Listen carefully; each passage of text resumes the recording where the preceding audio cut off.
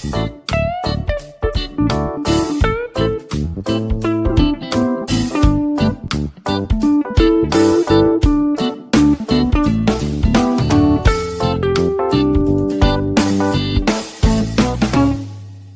Friends, ఈరోజు మనం digital library సంబంధించిన డిజిటల్ లైబ్రరీ సిరీస్లో మనం డిజిటల్ లైబ్రరీ స్టాండర్డ్స్ ప్రోటోకాల్స్ గురించి తెలుసుకున్నాం. ఇది చాలా ఇంపార్టెంట్. డిజిటల్ లైబ్రరీస్ మనకు ఇంట్రానెట్లో ఎలా ఉన్నా ఇంటర్నెట్కి ఇంటరాక్టివ్గా ఉన్నప్పుడు మటుకు మన డిజిటల్ లైబ్రరీలో కంపల్సరీగా ఈ స్టాండర్డ్స్ ప్రోటోకాల్స్ని మెయింటైన్ చేయాల్సిన అవసరం అనమాట. అయితే ఈ డిజిటల్ లైబ్రరీకి సంబంధించిన స్టాండర్డ్స్ ఏంటి, ప్రోటోకాల్స్ అనేది ఈ వీడియోలో తెలుసుకుందాం. ఇది కొంచెం టెక్నికల్ కాబట్టి మీరు కొంచెం కాన్సన్ట్రేషన్తో వినాల్సిన అవసరం ఉందన్నమాట. ప్రోటోకాల్ అనేది సెట్ ఆఫ్ రూల్స్ మాట, ప్రొసీజర్ కానీ రూల్స్ కానీ. అది డేటాని ట్రాన్స్మిట్ చేయడం బిట్వీన్ ఎలక్ట్రానిక్ డివైజెస్, అంటే కంప్యూటర్ నుంచి ఇంకో కంప్యూటర్స్కి అట్లా ట్రాన్స్మిట్ చేయడానికి కోసం ఒక సెట్ ఆఫ్ రూల్స్ మాట. దాన్ని జనరల్గా ప్రోటోకాల్స్ అంటారు అన్నమాట. జనరల్గా exchange information pre existing agreement, అంటే మనకి ఇది ఒక స్ట్రక్చర్లో ఒక డివైజ్ నుంచి ఇంకో డివైజెస్కి డేటా ట్రాన్స్మిట్ చేయడం కోసం, ఇది అంటే సెండ్ చేయడం కోసం కానీ రిసీవ్ చేసుకోవడం కోసం కానీ సెట్ ఆఫ్ రూల్స్ అన్నమాట. దీని ప్రోటోకాల్ అంటారు. అలాగే స్టాండర్డ్ అనేది మన technical document design to use a rule, A guide line, A definition అన్నమాట. ఇది కూడా ఒక ప్రోటోకాల్ లాగే ఇది, కానీ ఒక స్టాండర్డ్ అన్నమాట. ఇది స్టాండర్డ్, ఈ టెక్నికల్ డాక్యుమెంట్ అన్నమాట. ఇది ఐ సెట్ ఆఫ్ రూల్స్, అది టెక్నికల్ డాక్యుమెంట్ కాదు, I set of rules between transfer చేయడానికి డేటా అన్నమాట. ఇది స్టాండర్డ్ అనేది ఒక టెక్నికల్ డాక్యుమెంట్ అన్నమాట. దానికి ఒక ప్రొసీజర్ డాక్యుమెంటేషన్ చేసి ఉంటుంది అన్నమాట. Standards created by bring together all the interested parties of manufacturers కానీ, లేకపోతే కన్జ్యూమర్స్ కానీ, రెగ్యులేటర్స్ ఆఫ్ ద పర్టికులర్ మెటీరియల్కి సంబంధించి, ప్రొడక్ట్కి సంబంధించి, ప్రాసెస్ ఆఫ్ సర్వీసెస్ సంబంధించి ఆ స్టాండర్డ్ ఉంటుంది అన్నమాట. ఈ డిజిటల్ లైబ్రరీస్లో స్టాండర్డ్స్ ప్రోటోకాల్స్లో మనకి కమ్యూనికేషన్ ప్రోటోకాల్స్, బిబ్లియోగ్రాఫికల్ స్టాండర్డ్స్, అంటే మనకి record structure, information retrieval, storage retrieval standards, అలాగే మనకి ఎన్కోడింగ్ స్టాండర్డ్స్, మనకి ప్రిజర్వేషన్ స్టాండర్డ్స్, అలాగే ఫార్మాట్, మీడియా టైప్స్, ఇవన్నీ దీంట్లో మనకి చూస్తాం అన్నమాట. అయితే ఇది కొంచెం లెంగ్త్ అవుతుండడం వల్ల దీన్ని 2 పార్ట్స్గా చూసేసి, ఫస్ట్ పార్ట్లో మనం మనకి దీంట్లో communication protocols and bibliographical standards గురించి తెలుసుకుందాం అన్నమాట. అయితే ఫస్ట్ దీంట్లో మనకి కమ్యూనికేషన్ ప్రోటోకాల్స్. ఈ స్టాండర్డ్స్ సంబంధించి డిఫరెంట్ ఇంటర్నేషనల్, నేషనల్ ఆర్గనైజేషన్స్ దీనికి సపోర్ట్ చేస్తుంటాయి అన్నమాట. వాటిలో IEEE కానీ, ISO కానీ, లేకపోతే British standard institution, bureau of Indian standards కానీ, ఇట్లా మనకి national institute standard organisation, HANSI, American national standard institute, ఇవన్నీ ఆర్గనైజేషన్, నేషనల్ ఇంటర్నేషనల్ ఆర్గనైజేషన్స్, ఇవన్నీ స్టాండర్డ్స్కి సపోర్ట్ ఇచ్చే ఆర్గనైజేషన్స్. అయితే ఈ డిజిటల్ లైబ్రరీ స్టాండర్డ్స్ సంబంధించి డిజిటల్ లైబ్రరీ ఫౌండేషన్, ఈ digital library foundation council of library information resources దాని కింద పనిచేస్తుంది.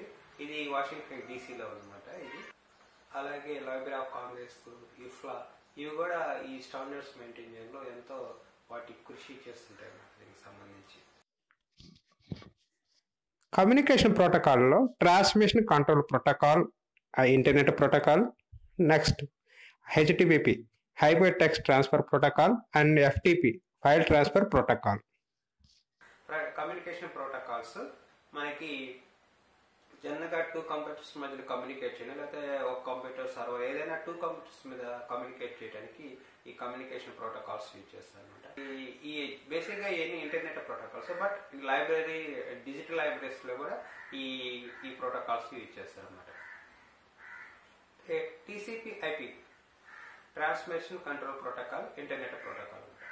ఇది ఏంటంటే టీసీపీ వచ్చేసి మనకి మామూలుగా ఇంటర్నెట్లో ట్రాన్స్ఫర్ అయిపోయింది డేటా అనేది ఆ డిఫరెంట్ పాకెట్స్ స్ప్లిట్ అయ్యి దాన్ని మళ్ళీ ట్రాన్స్ఫర్ అయ్యి ఎక్కడైతే అవుట్పుట్ ఎండ్లో ఉంటుందో అక్కడ మళ్ళీ ఆ ప్యాకెట్స్ అన్ని ఒకటిగా వేసి డేటా వాళ్ళకి అవుట్పుట్ చూపిస్తుంది అనమాట. దానికి మనకి ఈ టీసీపీ ప్రోటోకాల్ ఏం చేస్తుందంటే మనకి ఏదైతే పాకెట్స్గా ముక్కలుగా అయిపోతుందో అవన్నీ ఆ డేటా మొత్తం అక్కడికి వెళ్ళిన తర్వాత దాన్ని రీఅసెంబ్లీ చేసి అవుట్లోకి చూపించడానికి ఈ టీసీపీ ప్రోటోకాల్ ఉపయోగపడుతుంది అనమాట. అలాగే ఇంటర్నెట్ ప్రోటోకాల్ ఏం చేస్తుందంటే మనకి ఎక్కడైతే డెస్టినేషన్ ఉందో ఆ డెస్టినేషన్ పంపించడానికి ఈ ప్రోటోకాల్ పనిచేస్తుంది అనమాట. ఇంటర్నెట్ ప్రోటోకాల్ మనకి సెండ్ చేస్తుంది ఎక్కడికి ఆ డెస్టినేషన్ ఎక్కడైతే సెట్ చేస్తే రిక్వెస్ట్ ఉంటుందో అక్కడికి ఈ పాకెట్స్ని మనకి అక్కడికి సెండ్ చేసానికి డెస్టినేషన్కి ఈ ఇంటర్నెట్ ప్రోటోకాల్ ఉపయోగపడుతుంది అనమాట. అట్లాగా టీసీపీ ఐపీ ఈ ఇంటర్నెట్ ప్రోటోకాల్ అనేది ఈ డిజిటల్ లైబ్రరీస్లో కూడా మనకి ఉపయోగిస్తాయి. Next hyper text transfer protocol. Hyper text transfer protocol ఇది టిమ్ బెర్నర్స్లీ అని ఫస్ట్ ఇంట్రడ్యూస్ చేశాడు దీన్ని. ఇది ఎక్కడైతే మనకి సర్వర్ని రిక్వెస్ట్ చేస్తున్నామో అంటే బ్రౌజర్ సాఫ్ట్వేర్ నుంచి క్లయింట్ సైడ్ రిక్వెస్ట్ చేసేదానికోసం ఈ బ్రౌజర్ సాఫ్ట్వేర్ కావాలి. అట్లా server side HTTP servers softwares ఉంటాయి. మనకి ఈ బ్రౌజర్ నుంచి ఎప్పుడైతే మనం సెట్ చేస్తామో డేటాని దాని రిక్వెస్ట్ని సర్వర్ నుంచి డేటా మళ్ళీ ఆ బ్రౌజర్కి ఆ పర్టికులర్ యూజర్స్కి సెండ్ చేయడం కోసం ఈ రిక్వెస్ట్ రెస్పాన్స్ ఈ రెండింటికి సంబంధించిన ఉపయోగపడేది ఈ hyper text transfer request and response రెండు చేస్తుంది అనమాట. మనం ఏదైతే బ్రౌజర్ నుంచి రిక్వెస్ట్ చేస్తాం దాన్ని సర్వర్కి రిక్వెస్ట్ చేస్తుంది, సర్వర్ నుంచి ఆ డేటాని మళ్ళీ ఇక్కడికి తీసుకొస్తుంది అనమాట. ఆ పని చేసేదాన్ని ఈ హైపర్ టెక్స్ట్ ట్రాన్స్ఫర్ ప్రోటోకాల్ అనమాట. అది చేస్తుంది అనమాట. అందుకని ఇది హైపర్ టెక్స్ట్ ట్రాన్స్ఫర్ ప్రోటోకాల్ కూడా ఇది మామూలుగా ఇంటర్నెట్లో మనం యూజ్ చేస్తుంటాము. దాన్నే మనం డిజిటల్ లైబ్రరీస్లో కూడా దీన్ని ఉపయోగిస్తారు. అలాగే ఫైల్ ట్రాన్స్ఫర్ ప్రోటోకాల్.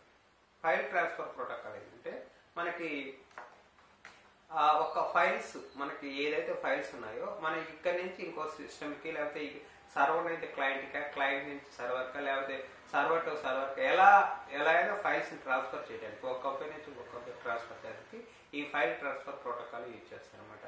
ఇది కూడా మనకి ఇంటర్నెట్లో పాపులర్. ఆల్రెడీ ఇంటర్నెట్ స్టార్ట్ కాకముందు ఈ ఫైల్ ట్రాన్స్ఫర్ ప్రోటోకాల్ చాలా కాలం నుంచి అనమాట. మిట్ ఇన్స్టిట్యూట్ వాళ్ళు ఫస్ట్ దీన్ని యూజ్ చేశారు అనమాట, ఈ ఫైల్ ట్రాన్స్ఫర్ ప్రోటోకాల్. ఈ ప్రోటోకాల్ కూడా మనం ఈ డిజిటల్ లైబ్రరీలో ఉపయోగిస్తాం అనమాట. ఒక దగ్గర నుంచి ఇంకో దగ్గరికి డేటా ట్రాన్స్ఫర్ చేయడానికి ఈ ఫైల్ ట్రాన్స్ఫర్ ప్రోటోకాల్ ఉపయోగపడుతుంది అనమాట. ఇది ఫైల్ ట్రాన్స్ఫర్ ప్రోటోకాల్. ఇవి ప్రధానమైన కమ్యూనికేషన్ ప్రోటోకాల్స్. అలాగే బిబ్లియోగ్రాఫికల్ స్టాండర్డ్స్ ఏంటంటే description of content and physical attributes of A document and non documents of in the library. జనరల్గా ఏంటంటే ఈ బిబ్లియోగ్రాఫికల్ స్టాండర్డ్స్ అంటే ఆ కంటెంట్ యొక్క డిస్క్రిప్షన్ అలాగే ఫిజికల్ యాట్రిబ్యూట్స్ అవి డాక్యుమెంట్ అయ్యొచ్చు, నాన్ డాక్యుమెంట్స్ అయ్యొచ్చు. ఒక లైబ్రరీ సంబంధించి వాటిని డిస్క్రిప్షన్ చేస్తుంది. మనకు తెలుస్తుంది జనరల్ బిబ్లియోగ్రాఫికల్ ఇన్ఫర్మేషన్స్ దానికి సంబంధించిన పేజెస్ ఎన్ని ఉన్నాయి, ఆథర్ ఎవరు, పబ్లిషర్ ఎవరు, ఈ డిస్క్రిప్షన్ అంతా చేస్తుంది అనమాట ఈ బిబ్లియోగ్రాఫికల్ స్టాండర్డ్స్. అలాగే బిబ్లియోగ్రాఫిక్ స్టాండర్డ్స్ వచ్చేసి machine readable catalogue MARC and Dublin core, బిబ్1, text encoding initiative, electronic archive description, metadata encoding transmission standard METS అంటారు. అలాగే మోడ్స్ అంటారు, మెటాడేటా ఆబ్జెక్టివ్ డిస్క్రిప్షన్ స్కీమా. ఇవి మెటాడేటా ముఖ్యమైన standards for bibliographic for digital libraries అన్నమాట. Bibliographical standards లో మార్కే 700 field definitions ఉంది. 700 field definitions ని ఈ మార్క్ ఇచ్చింది. అంటే ఎక్కువగా most of the డూబ్లిన్ core use చేస్తూ ఉంటారు అనమాట. అది సింప్లిఫైడ్